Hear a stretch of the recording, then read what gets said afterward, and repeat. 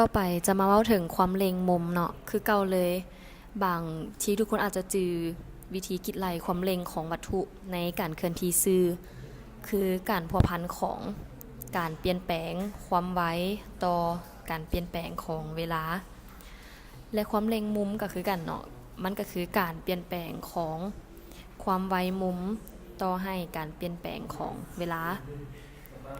อาจจะมีคำถามเนาะเอาไปอย่างคือบ่ใช้สูตรการเคลื่อนที่ซื่อเลยจะมาหาใช้สูตรความไวมุมหรือว่าความเล็งมุมเฮ็ดหยังก็คือสิ่งที่เราต้องการจะคิดไล่มันบ่เพียงแต่ซอกหาการเปลี่ยนแปลงอยู่วัตถุอยู่ส่วนเสือกเนาะแต่ว่าสิ่งที่เป็นประโยชน์ในการคิดไล่หาความไวมุมและความเล็งมุมก็คือเราสามารถซอกหาทุกๆจุดในเราสามารถศึกษาทุกๆจุดในเสือกที่ว่ามันหมุนไปนี่นะในทุกๆจุดของเสือกและวัตถุนี้จะมีความไวมุมและความเล็งมุมที่เท่ากันเสมอก็คืออยู่ในทุกๆจุดเลยและสิ่งหนึ่งที่ควรเข้าใจก็คือถ้ามักบานหน่วยนี้แลนด้วยความไวคงคามันจะบ่มีความเล็งมุมเนื่องจากว่าความไวมุมบ่เปลี่ยนแปลงเนาะโอเคจะมาสรุปสูตรก็คือในการเคลื่อนที่ปินวัตถุจะเคลื่อนที่จากแกนปินด้วยระยะห่าง r ใดหนึ่งและเคลื่อนที่ไปได้ระยะมุมเตต้าใดหนึ่งในระยะเวลาใดหนึ่งซึ่งเฮ็ดให้มีความไวมุมซึ่งมันเฮ็ดให้เกิดมีความไวมุมทำอิฐและความไวมุมสุดท้ายและถ้าวัตถุนั้นเคลื่อนที่ด้วยความไวที่บ่คงที่มันจะให้เกิดมีความเล็งมุมซึ่ง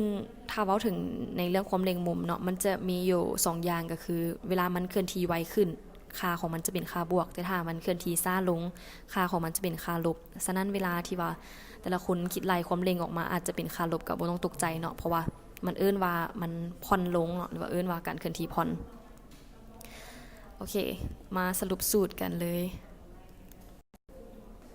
คือเฮาทำความเข้าใจเกี่ยวกับที่มาที่ไปของสูตรแล้วเนาะฉะนั้นมาสรุปเบิ่งเพื่อให้จื้อง่าย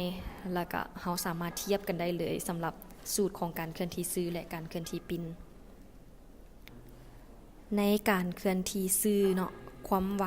จะเท่ากับความไวเริ่มต้นบวกให้ความเร็งคูณเวลาฉะนั้นวิธีจื้อง่ายๆก็คือตัวใดที่ว่ามีความไวอยู่ในการเคลื่อนที่ซื่อนะเฮาจะเอาความไวมุมไปแทนใส่บนที่ว่าเป็นความไวฉะนั้นเฮาจะได้